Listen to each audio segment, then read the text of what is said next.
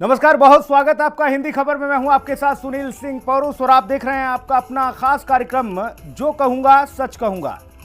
Samajwadi party से खफा चल रहे मुरादाबाद के सांसद डॉक्टर एसटी हसन ने हाल ही में कहा कि भाजपा ने समाजवादी पार्टी के मुखिया और प्रमुख यानी कि अखिलेश यादव के इर्द गिर्द अपने एजेंट लगा दिए और वह हर समय अखिलेश यादव के कान भरते रहते हैं और उनसे सही गलत के फैसले कराते रहते हैं। हसन साहब आगे कहते हुए नजर आए कि समाजवादी पार्टी का सबसे बड़ा नुकसान यही है और उनसे मुसलमानों का विश्वास अब दरकने लगा है, यानी कि समाजवादी पार्टी से मुसलमानों का विश्वास दरकने लगा है। पश्चिमी यूपी की 8 सीटों पर हुए मतदान में रामपुर, जो कि समाजवादी पार्टी का गढ़ माना जाता है और मुस्लिम बाहुल्य वो पूरा इलाका है, वहां वोटिंग प्रतिशत बहुत कम रहा।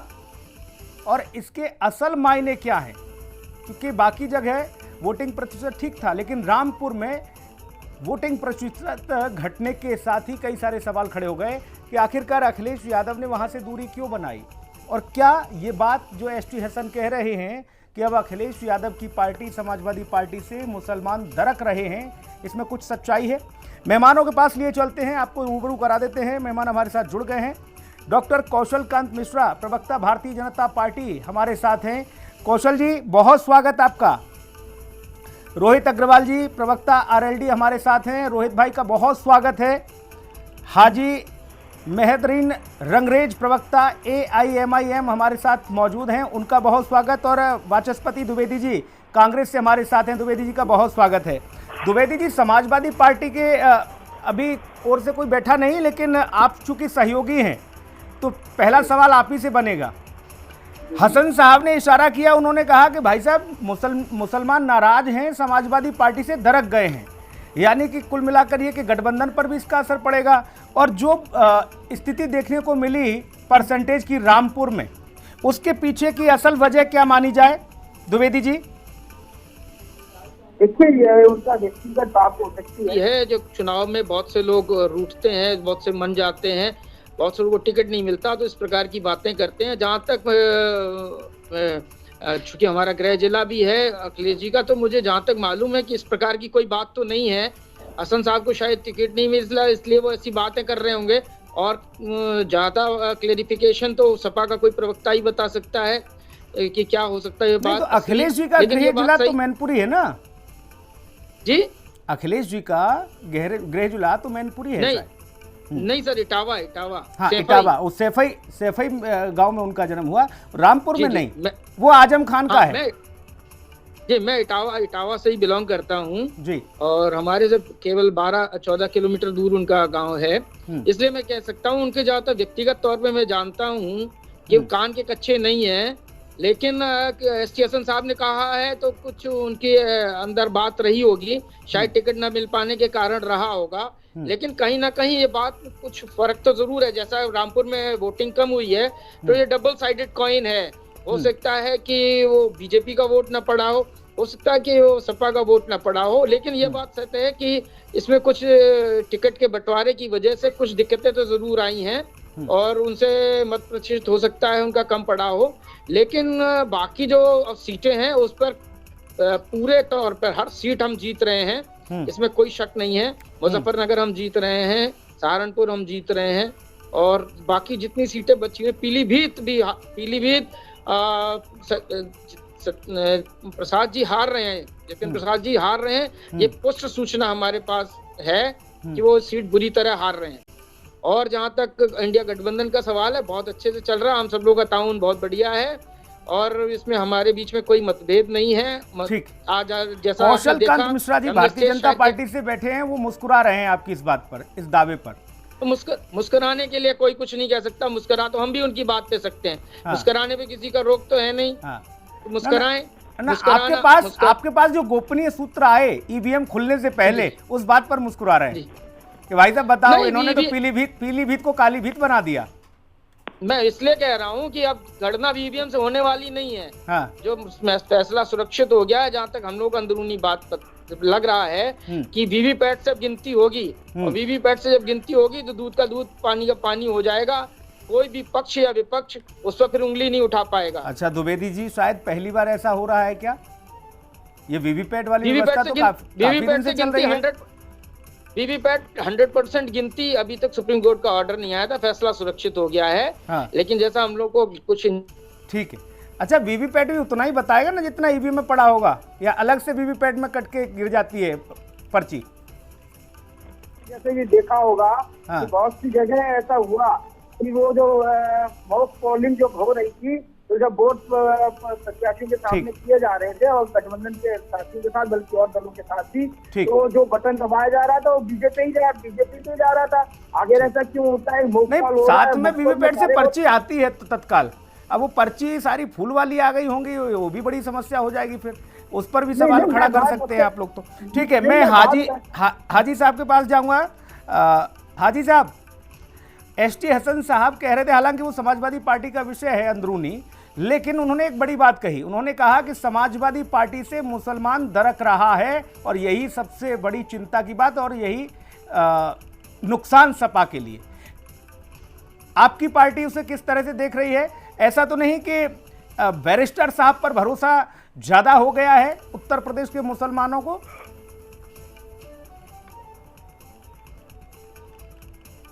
हाजी साहब, मेरी आवाज मिल रही है हाजी साहब आपको? आपका सिस्टम म्यूट है। ठीक है, हाजी साहब की आवाज अभी नहीं आ रही है। हाजी साहब सुन पा रहे हैं? ठीक, मैं रोहित जी आपके पास आ रहा हूं। भाई, पश्चिम की सारी सीटें, 8 सीटों पर जो वोटिंग हुई है, उसमें विपक्ष कह रहा है कि भाई साहब सारी की सारी सीटें हमारी हैं। रोहित अग्रवाल जी, पिछली बार आप साथ में थे, 8 सीटों में 5 आपके गठबंधन ने जीती थी, लेकिन इस बार आप सत्ता पक्ष के साथ हैं, भाजपा के साथ हैं। बावजूद इसके पिछली बार 5 आपने जिताई इतनी मेहनत करके, वो कह रहे हैं कि इस बार तो पूरी 8 हम जीत गए, जबकि बहन जी भी नहीं है साथ में। चलिए अच्छा है, 8 की 8 सीटें जीत रहे हैं ना, ये कंफर्म है ना? फिर बात लॉक कर दी जाए ना, 8 सीटें जीत रहे हैं ये जी। भाई सब ठीक रहा ना, लोकतंत्र बचा हुआ है ना, ईवीएम वगैरह ठीक है। क्योंकि भाई ये 4 जून को तो बहाना चाहिए होगा ना, ईवीएम खराब थी, ईवीएम में वोट लूट गए, प्रशासन ने वोट नहीं डालने दिया, हमारे वोटर्स को वोट नहीं डालने दिया, तो भाई मतलब बिल्कुल ये आश्वस्त है ना कि 8 सीटें ये जीत रहे हैं। ईवीएम वगैरह ठीक थी ना, मतलब कंफर्म कर लीजिए इनसे भाई। 4 जून को फिर ये ना कहेंगे कि साहब ईवीएम खराब थी, लोकतंत्र लुट गया। अरे कहाँ किस द्विवेदी जी कह रहे हैं इस बार वीवीपैट से गिनती होगी, सब दूध का दूध पानी का पानी हो गया, बता रहे हैं। तभी तो मैं पूछ रहा हूँ कि सब मामला ठीक है, मतलब बिल्कुल आश्वस्त है ना द्विवेदी जी भाई? मतलब 4 जून को फिर नए बहाने ना ढूंढेंगे, ऐसा ना मोबाइल ऑफ हो, फिर आप मुझसे कहो कि यार वो सपा वाले तो आए नहीं, कांग्रेस वाले आए, वो फोन नहीं उठा रहे हैं, तो 4 जून को वाली स्थिति तो नहीं बनेगी ना। मतलब देखिए, अच्छा रोहित जी, कहीं चुनाव नहीं है, कहीं चुनाव नहीं है, ये लोग कहीं चुनाव प्रचार नहीं करने को राजी हैं। इनकी स्थिति ये है कि कहीं भी अखिलेश यादव जी 2-3 सीटों पे गए, 8 सीटों पे चुनाव हुआ, और वहीं पे राहुल गांधी जी तो एक भी सीट पे ही नहीं गए। आखिरी दिन आए, गाजियाबाद पे आके प्रेस कॉन्फ्रेंस करके चले गए 5 स्टार होटल में। तो भाई साहब ये लोकतंत्र है, यहाँ पे राजतंत्र वाली व्यवस्था नहीं चलती है कि जनता से दूरी बनाए रखोगे और आप उसके बाद उम्मीद करोगे जनता आपको वोट दे देगी। अरे किस मुगालते में हो द्विवेदी जी, आप उम्रदार व्यक्ति लग रहे हो, कम से कम टीवी पे झूठ तो मत बोलो, कम से कम टीवी पे जो झूठ बोलोगे वो 4 जून को दिखेगा। तो कम से कम स्थिति तो आपको भी पता है कि 8 सीटों पे क्या हुई है।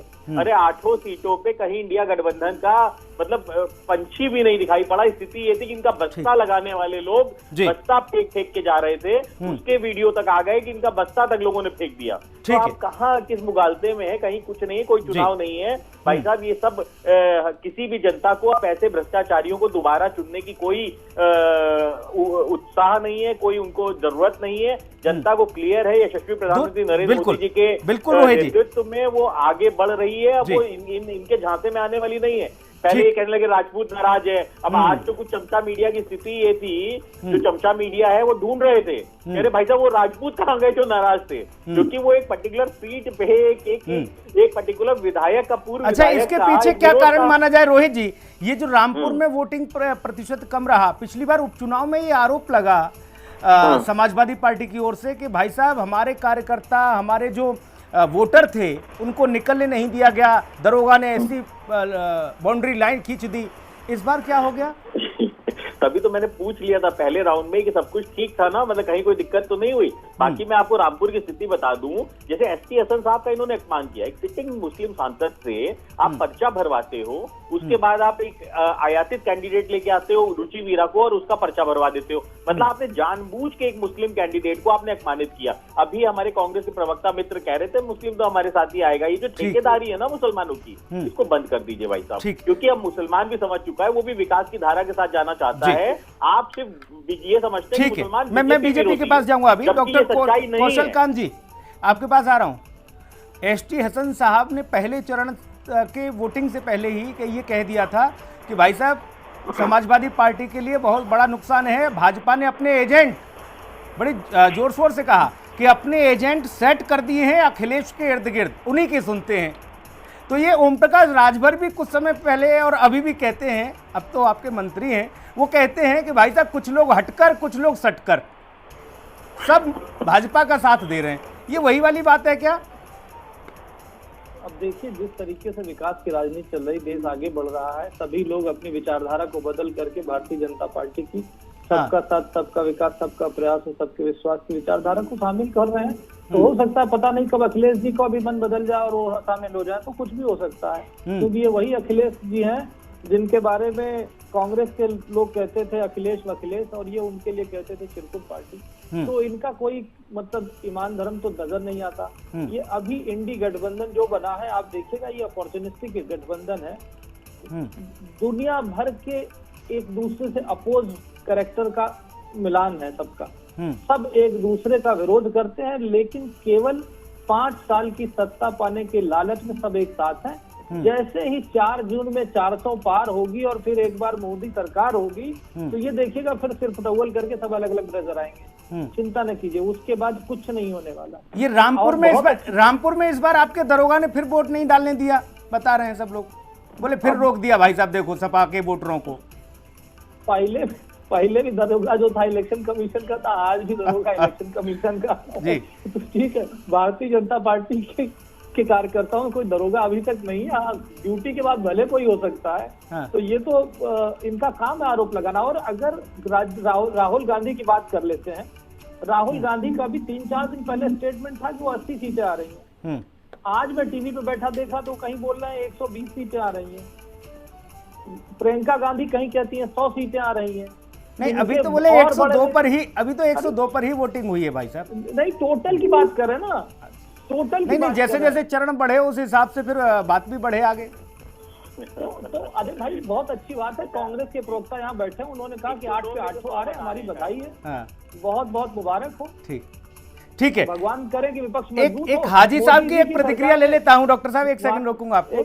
मोदी जी की सरकार में विपक्ष को मजबूत करने का काम मोदी जी करते हैं। ये उम्मीद अगर विपक्ष लगाता है तो इससे अच्छा लोकतंत्र कहाँ होगा। परेशान कर रहे हैं बिना मतलब। ठीक, हाजी साहब आवाज आ रही है आपको? जी आ रही है। हाजी साहब, अब तो काम आसान हो गया उत्तर प्रदेश में। हैदराबाद वाला बता रहे हैं कि जबरदस्त बिरयानी का असर हुआ भैया, और सारे मुसलमान दरक गए समाजवादी पार्टी से। तो फिर कहाँ गए ये? भाजपा से खिन्न रहते हैं, बोले इनको तो देते नहीं है वोट। तो ये सब बैरिस्टर साहब के साथ हैं।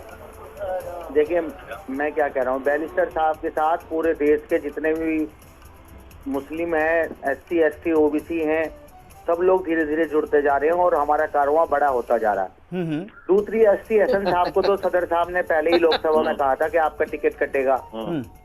उनको पहले से ही पार्टी MIM में ज्वाइन करना चाहिए था, और फिर पार्टी हमारी ऊपर से जो है फैसला लेती। तो अगर वो हमारी पार्टी से चुनाव लड़ते, नहीं, अगर उन्हें पता होता टिकट कटता तो पर्चा नहीं दाखिल करते वो। सर देखिए, जो मौजूदा सांसद होता है ना, उसको जो है सब कुछ पता होता है कि पाइपलाइन में क्या चीजें चल रही हैं। तो इसलिए उन्हें पहले ही आगाह किया गया था असद साहब की तरफ से, बैरिस्टर साहब की तरफ से, कि आप जो है, उन्होंने हिंट दिया था मगर वो समझ नहीं पाए। अब देखिए, अब वो रोना रो रहे हैं। यानी ये बात हैदराबाद तक पता थी कि मुरादाबाद वाले भाई साहब का टिकट कट रहा है, लेकिन मुरादाबाद वाले नहीं समझ पाए और जाके पर्चा दाखिल करे आए। बिल्कुल बिल्कुल बिल्कुल सही, बिल्कुल यही बात है। अच्छा ठीक है, और जो रामपुर में वोट कम पड़ा है, इसके पीछे क्या माना जाए? क्योंकि रामपुर बताया में जा रहा है वोट मुस्लिम बाहुल्य सीट है, समाजवादी पार्टी का गढ़ है, बावजूद उसके वोट नहीं पड़ा वहाँ पर जो है लोकतंत्र की हत्या की जा रही है। वहाँ पर मुस्लिम बहनों को, मुस्लिम लोगों जो हमारे लोग हैं उनको वोट डालने से जो है डालने नहीं दिया जा रहा। कैसे वीडियो वायरल हो रही है, कैसे मार मार के भगाया जा रहा है, कैसे उनको जो है उनकी आईडी चेक की जा रही है। और जबकि चुनाव आयोग की तरफ से पहले से ही है कि भाई जिसके पास पहचान पत्र है वो वोट डालेगा। तो इस तरीके का भय का माहौल फैलाना और ये कर देने से क्या है, वोट बैंक इसलिए कम हो रहा है, वहाँ पर वोट कम मिल रहा है पार्टी को, लोगों को वहाँ पे वोट लोग जा ही नहीं पा रहे। पहले से ही जब ऐसा नैरेटिव फैला दिया जाएगा चुनाव से पहले, कुछ जगह मुकदमे दर्ज हुए, कुछ आपके पास रिपोर्ट है हाजी साहब? जी, कुछ मुकदमे दर्ज हुए, कोई एफआईआर की कॉपी? देखिए मैं क्या कह रहा हूँ सर, हाँ, हमारे लोग जो है पढ़े लिखे कम होते हैं और तालीम से वो दूर रहते हैं, इसलिए उनको वो एफआईआर तक नहीं कराते। और यूपी में किसका शासन है? बीजेपी का। वहाँ पे तो लोकतंत्र बिल्कुल खत्म ही होता जा रहा है। और ये तो कह रहे हैं, इनके नेता कह रहे हैं 400 पार करा दीजिए। अच्छा, जहाँ बीजेपी का शासन वहाँ लोकतंत्र मर गया, देश का संविधान ही बता देंगे, संविधान ही बदल देंगे। तो ये सारी चीजें जो है, देखिए वोट से आप जो है किसी को सोशल मीडिया पर आप अगर इस तरह की चीजें देखकर और फिर यहाँ हिंदी खबर पर आकर ये कहें राष्ट्रीय चैनल पर कि भाई साहब देखिए कैसे रोका गया, कैसी ज्यादती की गई, इस तरह की खबरें आई नहीं, शांतिपूर्ण तरीके से निपटा पहला चरण। अब ये बात अलग है कि आपके पास जानकारी अलग से आई होगी या कुछ भी है, इसलिए मैंने पूछ लिया कि एफआईआर वगैरह की कॉपी है या नहीं। अरे सर सुनिए, ये काम तो मीडिया का है जो देश का चौथा स्तंभ है, वो इन मुद्दों को दिखाए। ये सिर्फ सोशल मीडिया पे नहीं, लोगों ने वीडियो बना के बाकायदा जारी करी है। आप देखना नहीं चाहते, आप अपने टीवी चैनलों पर चलाना नहीं चाहते। तत्काल प्रभाव से जाना चाहिए चुनाव आयोग। बिल्कुल, चुनाव आयोग। देखिए मैं बता रहा हूँ, जो वहाँ से रामपुर से चुनाव लड़ रहे हैं, पढ़े लिखे नहीं होते हमारे लोग, वो भी गए, जानकारी नहीं होती, तालीम से दूर रहते हैं। भी विपक्षी ठीक है सर, मैं जवाब ले लेता हूँ। चुनाव आयोग, मगर सुन कौन रहा है? द्विवेदी जी, चुनाव आयोग में सुना ही नहीं जा रहे। ठीक है सर, ठीक है सर। द्विवेदी जी, एक बात बड़ी अच्छी कही हाजी साहब ने, उन्होंने कहा कि भाई साहब उत्तर प्रदेश छोड़ो, देश भर का मुसलमान हमारे साथ है बैरिस्टर साहब के पास। आपने उस पर थोड़ा ठाका भी लगाया था। अब बताओ, फिर कांग्रेस के लिए तो कहीं जगह छोड़ी नहीं ओवैसी साहब ने। अब हसन साहब के बारे में मैं क्या कहूँ, उनके इल्म के बारे में मैं क्या कहूँ, मैं कुछ नहीं कह सकता। बस केवल एक बात कह सकता हूँ। अरे वो सब कुछ कह रहे हैं बिरयानी खा के, आप कुछ कह नहीं रहे।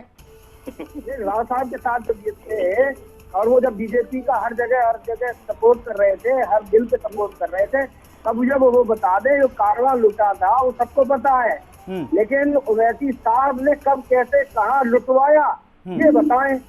अब वो कह रहे हैं जहाँ भाजपा की सरकार वहाँ लोकतंत्र की हत्या। ओवैसी साहब बी टीम के तरीके से भाजपा के काम करते रहे और अल्पसंख्यक वोटों का बंटवारा करने का काम पूरे देश में उन्होंने किया है। इसलिए वो सारी सीख हमें न दे, हमें पाठ न पढ़ाएं। वो उनके साथ मिलने हुए हैं, पूरा देश जानता है, हर मुसलमान इस बात को जानता है कि किस तरीके से उनके साथी हैं वो। अच्छा, उन्होंने रामपुर में कहा कि वहां तो लोकतंत्र की हत्या है, फिर बाद में पूरा उत्तर प्रदेश लपेट लिया और पूरा देश लपेट लिया। बोले जहां भाजपा की सरकार वहां लोकतंत्र की हत्या हो गई। ये वही मैं कह रहा हूँ कि मुरादाबादी बिरयानी वाले और हैदराबादी बिरयानी वालों के बीच में बड़ा ताउन है। उनको एसपी हसन साहब की सारी बातें पता थी। तो हम ये मान लें कि ये जो कुछ भी रामपुर में हुआ है उसमें कहीं ना कहीं बैरिस्टर साहब का जरूर हिस्सा होगा। बैरिस्टर साहब ने ही ये करवाया है और कम वोट जो पड़ा है उसका। अब इसका जवाब हाजी साहब देंगे, अभी मैं लौटूंगा उनके पास तब कि भाई साहब आप ही ने सब कुछ खेल करवाया, सारा कारवा लुटवाया। रोहित अग्रवाल जी, सारी चीजें घूम फिर कर वहीं आ रही है, मूल मुद्दा, मूल विषय पर कोई नहीं टिक पा रहा। जबकि खबर ये थी कि आजम खान साहब जेल में हैं और अखिलेश जी ने दूरी बना ली थी, उनके मनमाफिक प्रत्याशी नहीं उतरा और बाकी जो बचे थे उन्होंने कहा कि जो दो लोग दिलचस्पी रखते भी थे वोटिंग में, उन्होंने कहा बहन जी को दे दो, छोड़ो। ये स्थिति हो गई। बोले वोटिंग प्रतिशत कहां से आए, ये खेल हो गया समाजवादी पार्टी के ही अंदर सारा।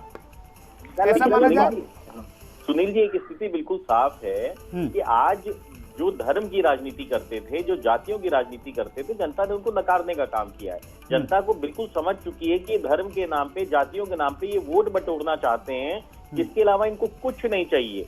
ये मुस्लिम समाज का निरंतर अपमान करेंगे और ये कहेंगे साहब हम ठेकेदार हैं मुस्लिम समाज के, मुस्लिम समाज हमारे पास ही आएगा। इनको लगता है कि मुस्लिम समाज बीजेपी के पास जाएगा नहीं, तो एक दीवार खड़ी हो गई तो उसके पास कोई ऑप्शन नहीं बचेगा। इसलिए इसीलिए ये शायद अपमान करने का काम करते हैं। इन्होंने आजम खान साहब का पूरा परिवार जेल के अंदर है, कितनी बार आवाज उठाई उसके लिए, कितनी बार आवाज उठाई अखिलेश यादव ने। अभी अगर कुछ भी हो जाए, अभी एक इनके पीएस थे शायद, कोई मनीष करके कोई इनके पीएस थे, उसके लिए पहुंच गए थे 10 वो समिट बिल्डिंग, वो कौन सी बिल्डिंग है वो जो पुलिस विभाग की बिल्डिंग पहुंच गए थे, डीजीपी कार्यालय पहुंच गए थे, हाँ पुलिस मुख्यालय पहुंच गए थे, परंतु आजम खान साहब के लिए ये कोई आंदोलन नहीं कर पा रहे हैं। तो आप बताइए मुस्लिम इनके साथ जाएगा क्यों जाएगा? लेकिन एक चीज समझ में नहीं आई रोहित जी, पश्चिम में चूंकि आप लोगों का ज्यादा गुणागणित रहता है, इसलिए थोड़ा सा ये समझाइए कि अगर मुरादाबाद में एसटी हसन साहब का टिकट काट के और आजम खान साहब की पसंद को टिकट मिल जाए और रामपुर में अखिलेश अपनी पसंद चलाएं, वहां आजम खान साहब को किनारे कर दें, इसके पीछे क्या है खिचड़ी? नहीं, देखिए एक बात बिल्कुल साफ है कि आप जो मुरादाबाद में कैंडिडेट दे रहे हो उसको आप ये थोप रहे हो कि ये आजम खान साहब की पसंद है, ठीक है ना। हो सकता है अखिलेश यादव जी की पसंद हो जो उन्होंने मुरादाबाद के अंदर किया, उनकी अंदर की गणित हो कि पहले मुस्लिम समाज का अपमान करो कि एसटी हसन साहब से पर्चा भरवाओ। और ये तो रुचि वीरा के लिए भी तो गए थे ना, ये कि हमने तो रुचि वीरा को सिंबल ही नहीं दिया। बाद में अगर आपको याद हो, जब पर्चा भर गया था, जब सब पर्चा वापसी की डेट खत्म हो गई थी, जब चुनाव आयोग ने कहा कि अब समाजवादी पार्टी का ऑफिशियल कैंडिडेट रुचि वीरा है, तो इन्होंने अपना स्टैंड बदल दिया तुरंत। इन्होंने कहा हमने तो दिया ही नहीं टिकट। तो भाई समाजवादी पार्टी कहां से चल रही है ये तो खुद अखिलेश यादव को नहीं पता है। रामपुर के अंदर सिंबल कहां से आया था भाई साहब? आखिरी दिन हेलीकॉप्टर से सिंबल आता है। क्या आपको नहीं पता था कि भाई साहब आखिरी दिन कब होगा पर्चा भरने की? इसका मतलब आप सीरियस ही नहीं है चुनाव लड़ने के लिए। और रामपुर में स्थिति साफ है कि आजम खान साहब का भी कैंडिडेट वहां पे चुनाव लड़ रहा है। वहां पे आजम खान साहब का जो इनका पूर्व जिला अध्यक्ष समाजवादी पार्टी का, वो ऐसा आजम खान साहब के कैंडिडेट वो चुनाव लड़ रहा है और समाजवादी पार्टी का अलग चुनाव लड़ रहा है। और आजम खान साहब की अपील के ऊपर मुस्लिम समाज वोट देने वाला नहीं निकला है। ठीक आप जबरदस्ती मैं डॉक्टर साहब आपके पास आ रहा हूँ, कौशल कांत जी के पास आ रहा हूँ। कौशल कांत जी, दो बातें आपके आरोप पर आई। उन्होंने कहा हाजी साहब ने कि भाई साहब वहाँ तो लोकतंत्र की हत्या है, देखो कैसे कैसे वीडियो आ रहे हैं जाति के, आपने वोट नहीं डालने दिया। दूसरा, कांग्रेस की ओर से ये माना जा रहा है कि सब कुछ ठीक है, इंडिया गठबंधन बहुत मजबूती के साथ है और ओवैसी साहब को जरूर एजेंट के तौर पर भाजपा इस्तेमाल कर रही है। देखिए, अभी हमारे मित्र कांग्रेस के प्रवक्ता बोल रहे थे कि ओवैसी साहब की पार्टी का नाम लेते हुए कि अल्पसंख्यक के वोटों का बंटवारा करने के लिए आ गए। अब आप सोचिए कि इनको अल्पसंख्यक का वोट बंट रहा है तो बड़ा कष्ट हो रहा है।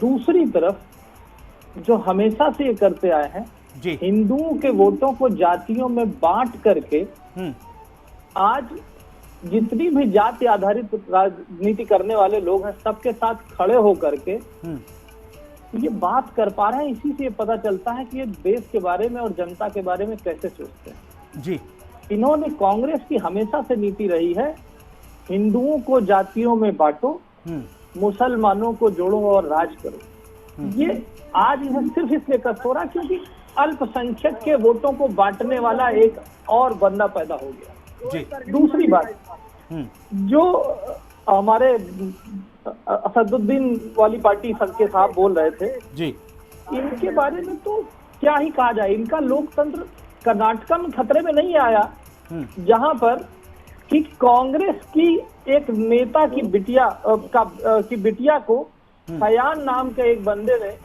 जान से मार दिया, तब वहां लोकतंत्र खतरे में नहीं आया, तब वहां तुष्टीकरण नहीं नजर आया। और मजे की बात यह है, जो कांग्रेस के प्रवक्ता बैठे हुए हैं, दुकान चलाने सिद्धारमैया जी ने धर्म के नाम पे दुकान चलाने वाले लोगों, धर्म के नाम पे हिंदुओं समाज को कराइए तब मैं बात करता हूँ। प्रधानमंत्री जो अपनी जाति की बात द्विवेदी जी अभी बात आ जाने तो मैं आप ही के पास आ रहा हूँ, आप ही के पास आ रहा हूँ। जो अभी कौशल जी कह रहे हैं उसको लिख लीजिए, फिर मैं आपके पास आ रहा हूँ। जी,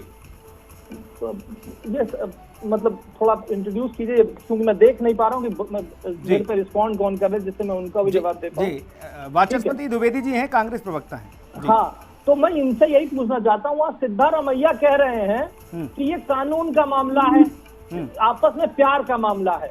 लड़की का बाप ये कह रहा है कि ये लव जिहाद का मामला है और वो कांग्रेस का खुद लीडर है।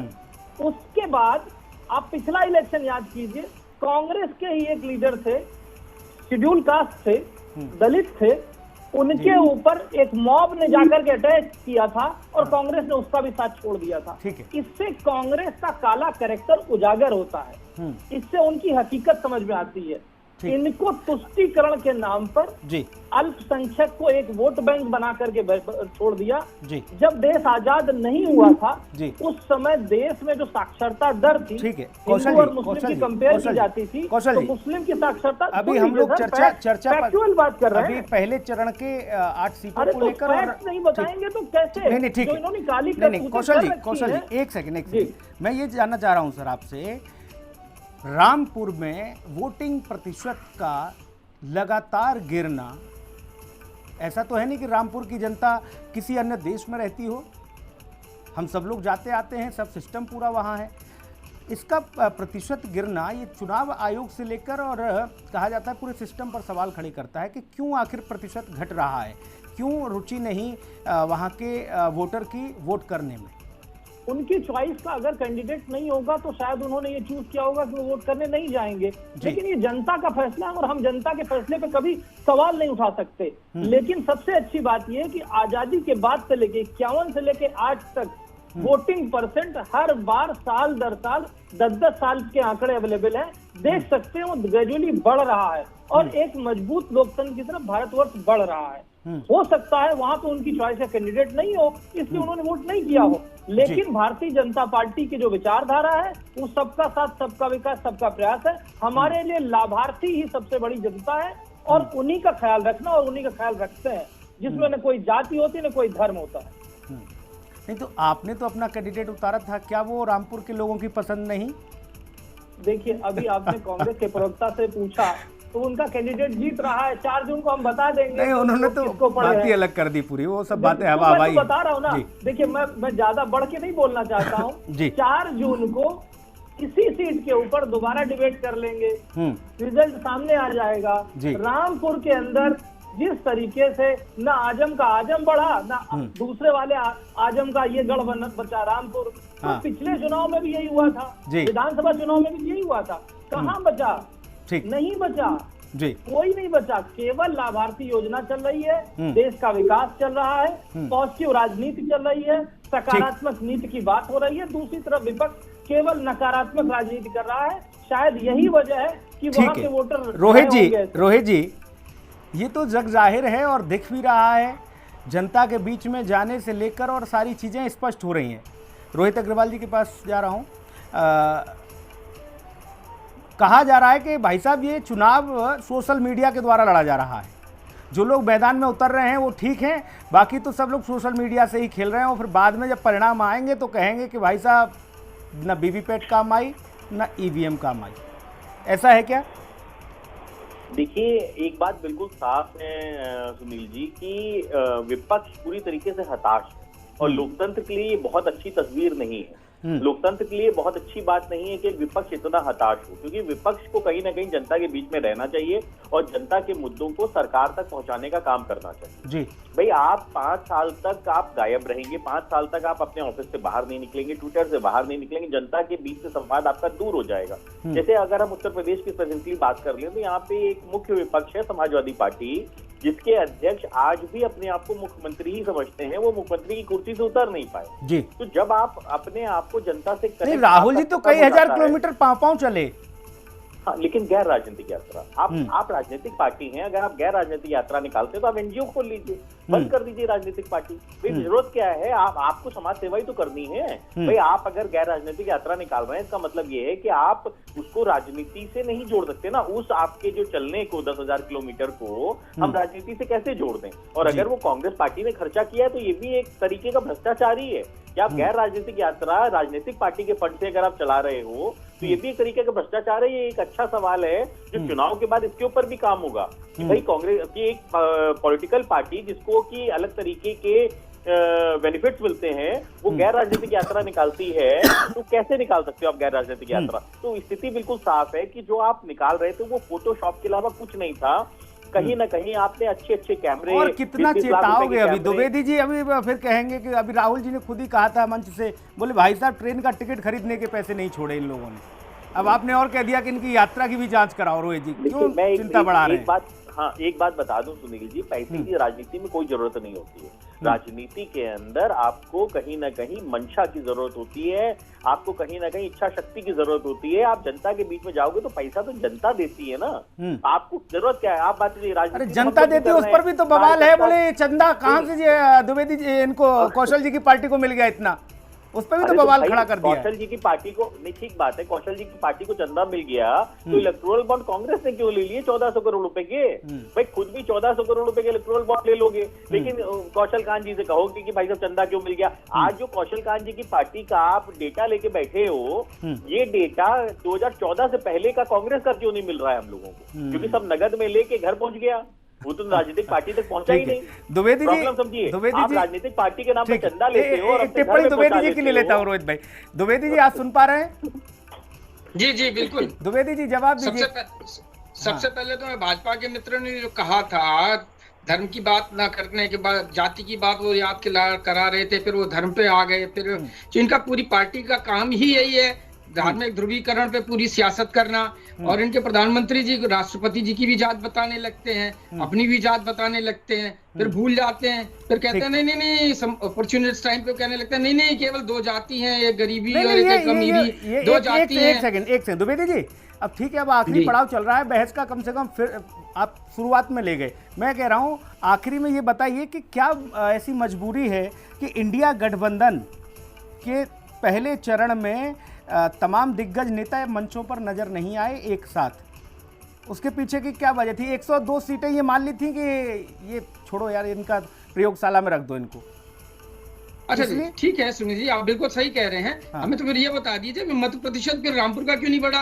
अगर इंडिया गठबंधन का मत प्रतिशत कम हो गया, बहुत सारे आप लोग फैक्टर बता रहे हैं, वो सब फैक्टर है, तो बीजेपी इंडिया गठबंधन का मत प्रतिशत कम नहीं हुआ भाई साहब, कौन ने कह दिया? अभी जब तक परिणाम नहीं आ जाता तब तक कैसे पता चलेगा कि द्विवेदी जी को कितना मिला है, रोहित भाई को कितना मिला? यही कहने की कोशिश तो हमारे मित्र करते रहे हैं कि वहाँ पर ये कारण हो गया, वो कारण हो गया, आज की वजह से इतनी बड़ी भविष्यवाणी तो भाई विपक्ष के लोग ही कर सकते हैं कि हम पूरी की पूरी जीत रहे हैं।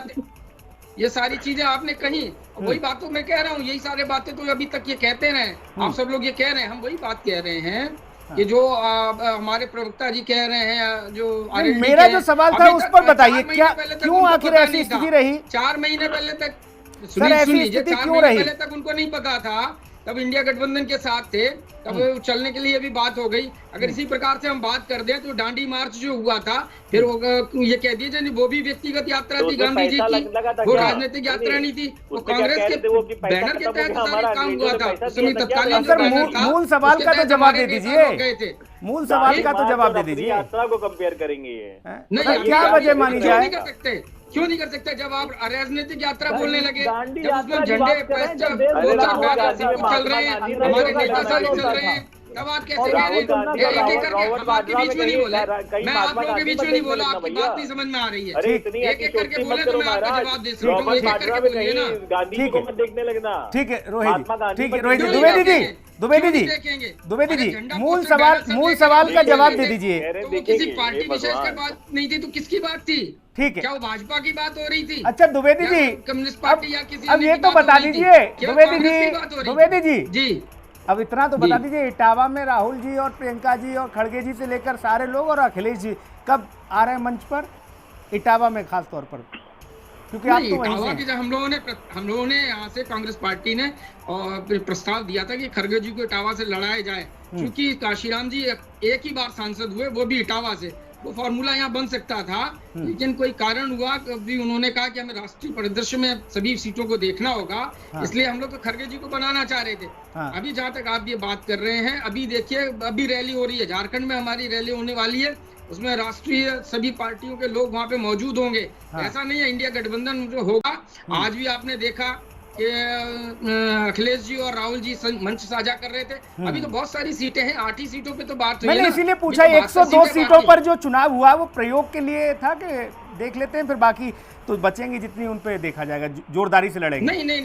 नहीं, अखिलेश जी और राहुल जी या कांग्रेस पार्टी के बड़े नेता हर रैली को साथ साझा करेंगे और आगे आने वाले वक्त में देखिए वो अभी 27 तारीख को आप देखिए अभी विस्फोट मुरादाबाद होने वाला वाले है। हसन साहब ने 27 पार्टी तारीख को छोड़ी नहीं है द्विवेदी जी, उन्होंने सुनिए जी, सपा 27 से तारीख को इस्तीफा देख नहीं लीजिए, दिया, एक बड़ा प्राथमिकता विस्फोट से होने उन्होंने वाला है। कहा कि बेड़ा गर्क कर दिया, मुसलमान दरक गए। अब बताओ पार्टी में रह के जो व्यक्ति इस बात को कह रहा है द्विवेदी जी, आपका साथी है, इसका संदेश तो दूसरे चरण, तीसरे चरण, चौथे चरण से लेकर 7वें चरण तक जाएगा। ये छोटी बात थोड़ी नहीं है। टिकट कटा, टिकट नहीं मिला वो अलग विषय है, लेकिन अगर वो ये कह दें कि समाजवादी पार्टी से उत्तर प्रदेश का मुस्लिम नाराज हो गया, दरक गया, तो फिर इसका प्रभाव तो बाकी चरणों में भी पड़ेगा। उस भरपाई को कैसे करोगे द्विवेदी जी? अरे सर इसी तरीके से भाजपा में भी तो हुआ है, वो भी तो आप देख लीजिए। साहब ने किस तरीके से काम किया है वो सब भी तो देखिए। अकेले एक हमारे एक पार्टी के नेता की आप बात देख रहे हैं, उन्होंने अपनी कोई अपना क्षोभ है उनका उन्होंने व्यक्त किया, तो क्षोभ तो वहां पर भी है ना। तो क्षत्रिय महासभा ने जो निर्णय किया, गुजरात से लेके सब जगह हुए। अभी जो भैया कह रहे थे कि क्या हुआ, कहाँ चले गए, वो छतरी दिखाएंगे, वोट को आने तो दीजिए, रिजल्ट तो आने दीजिए, पता चलेगा कि किस तरीके से खेला कर दिया छत्रियों ने, गुजरों ने और जाटों ने, किस प्रकार पूरा खेला हो रहा है हरियाणा। ठीक है मिश्रा जी, जवाब दीजिए। एक छोटी सी टिप्पणी आपकी। वो कह रहे हैं बताओ भाई साहब, इनके यहाँ तो छत्री नाराज हो गए सारे। नाराज नहीं होते सर। मिश्रा जी की आवाज नहीं आ रही है अभी। कौशलकांत मिश्रा जी सुन पा रहे हैं? ठीक है, उनकी आवाज नहीं। रोहित जी, आपको मिल रही मेरी आवाज? जी मिल रही है। रोहित जी आप जवाब दीजिए। देखिए कहाँ पड़े हैं चक्कर में, कोई नहीं है टक्कर में। ये सब 29 और 34 की जाके तैयारी करें। हाँ। इन सबको कहीं कोई 2024 की चुनाव के अंदर कहीं कोई जमीन इनकी नहीं दिख रही है।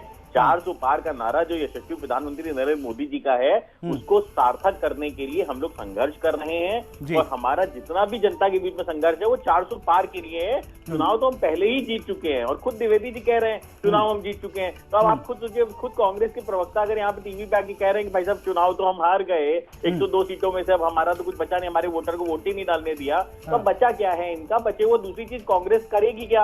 400 सीटों पे जो चुनाव ना लड़ रही हो पार्टी, वो कैसे नारा दे सकती है 400 पार का? तो ऐसी स्थिति में कांग्रेस सब समाप्त हो चुकी है। जनता समझ चुकी है कि आपके भ्रष्टाचार की अतिशोक्ति हो चुकी थी।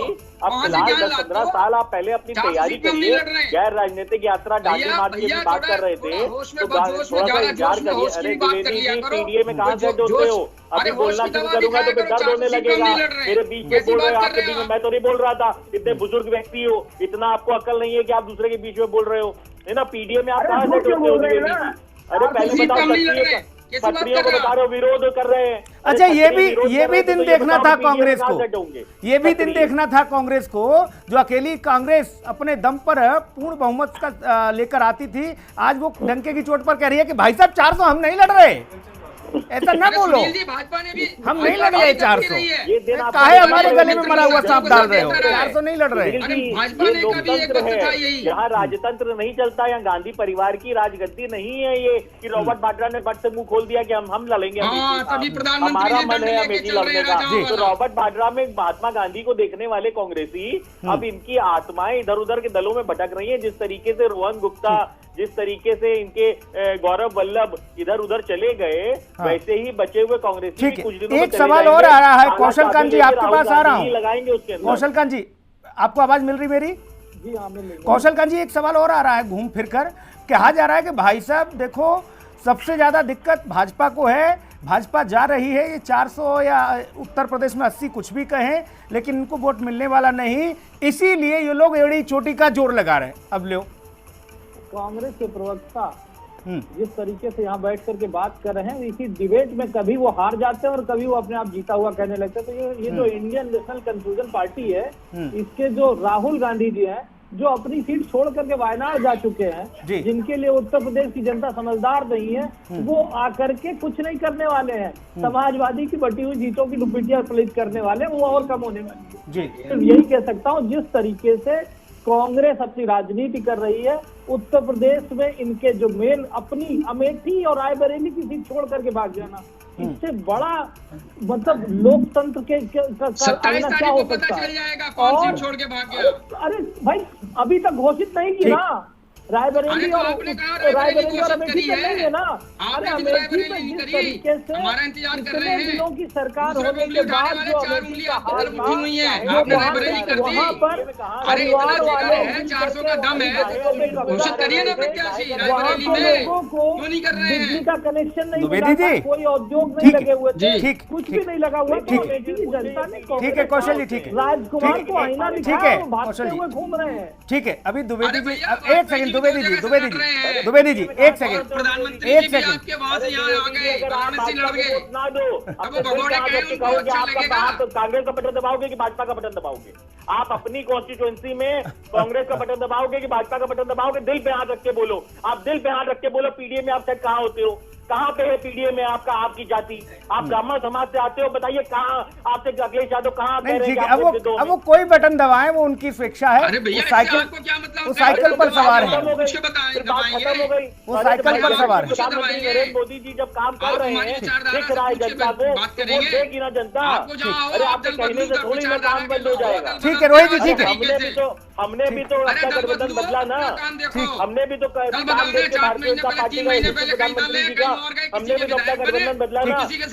बताए ना, तार्किक बात करें, पीडीए में कहाँ सेट होते हैं, इनसे कब वोट मांगा? ठीक है द्विवेदी जी, द्विवेदी जी, द्विवेदी जी, द्विवेदी जी, अच्छा ठीक है रोहित जी, एक सेकंड, द्विवेदी जी को भी रोकना नहीं, ठीक है, ठीक है द्विवेदी जी। अरे अपने युवराज को कभी कोई सत्ता पे बैठा नहीं पाओगे प्रधानमंत्री की कुर्सी पे इस जन्म में। द्विवेदी जी, उम्र खैर आपकी ज्यादा हो गई है, लेकिन इस जन्म में खैर अपने युवराज को बैठा नहीं पाओगे प्रधानमंत्री की कुर्सी पे, यकीन मानो। बिल्कुल आपको मैं आश्वस्त कर रहा हूँ, जो भगवान राम का ध्यान करते हैं। ठीक है, अभी रुक जाइए सब, रुक जाइए द्विवेदी जी, एक सेकंड। द्विवेदी जी ने कहा, द्विवेदी जी बोलो जरा जय श्री राम। द्विवेदी जी ने कहा कि भाई साहब देखिए, ये रायबरेली में अपना कैंडिडेट घोषित नहीं कर पाए मिश्रा जी। अभी सभी की आवाज, अभी एक सेकंड रोक दीजिए, सभी की आवाज बंद, अभी सभी की आवाज बंद, द्विवेदी जी की भी आवाज बंद। द्विवेदी जी ने कहा कि भाई रायबरेली में भाजपा अपना प्रत्याशी घोषित नहीं कर पाई, हमारा इंतजार कर रहे हो क्या? और मिश्रा जी कह रहे हैं कि हम 400 से प्लस लड़ रहे हैं, गठबंधन के साथ तो पूरे हैं ही, और कांग्रेस छाती ठोक के कह रही है कि हमें उस उलझन में ना डालो, हम 400 भी नहीं लड़ रहे भाई साहब। ये बड़ी समस्या है। तो अब वो रायबरेली में करें या ना करें, 400 लड़ तो रहे हैं। अब आप 400 भी नहीं लड़ रहे और ये भी नहीं बता रहे कि रायबरेली और अमेठी से किसे उतारोगे हैं। और समाजवादी पार्टी से जब मुसलमान दरक रहा है तो कांग्रेस उसे क्यों नहीं सहारा दे रही, ये भी बड़ा मसला है। हसन साहब ने तो यही कहा। अब देखना ही होगा कि आगे के चरणों में क्या स्थिति बनेगी क्या नहीं। बाकी भारतीय जनता पार्टी आरएलडी पूरी अपनी कील कांटे लेकर तैयार है मैदान में। अब विपक्ष का देखना होगा कि ऐसे ही प्रेस वार्ता से ही चुनाव प्रचार चलेगा या फिर मैदान में कुछ और भी देखने को मिलेगा। बहुत धन्यवाद चर्चा में जुड़ने के लिए, आप सभी मेहमानों का बहुत शुक्रिया। खास कार्यक्रम में इतना ही, नमस्कार। और इस बीच बड़ी खबर का रुख कर लेते हैं। रांची के प्रभात तारा मैदान में आगामी 21 अप्रैल को उल गुलान महारैली का आयोजन किया जाएगा और इसमें झारखंड की राजधानी रांची में कांग्रेस नेता राहुल गांधी, मल्लिकार्जुन खड़गे, फारूक अब्दुल्ला और अखिलेश यादव के साथ ही आपको बता दें अखिलेश सिंह और सुनीता केजरीवाल, संजय सिंह और पंजाब के मुख्यमंत्री भगवंत मान, लालू प्रसाद यादव, तेजस्वी यादव सहित करीब 14 राष्ट्रीय स्तर के नेताओं का जुटान होने जा रहा है। हालांकि इस उल गुलान महारैली में बंगाल की मुख्यमंत्री ममता बनर्जी हिस्सा नहीं लेंगी। उनकी जगह उनके प्रतिनिधि के तौर पर राज्यसभा सांसद डेरेक ओब्रायन आएंगे। और आपको ये बता दें कि 21 अप्रैल को इंडिया गठबंधन की ओर से रांची के प्रभात तारा मैदान में इस महारैली का आयोजन होगा, जिसमें विपक्ष के नेता अपनी ताकत दिखाते हुए नजर आएंगे।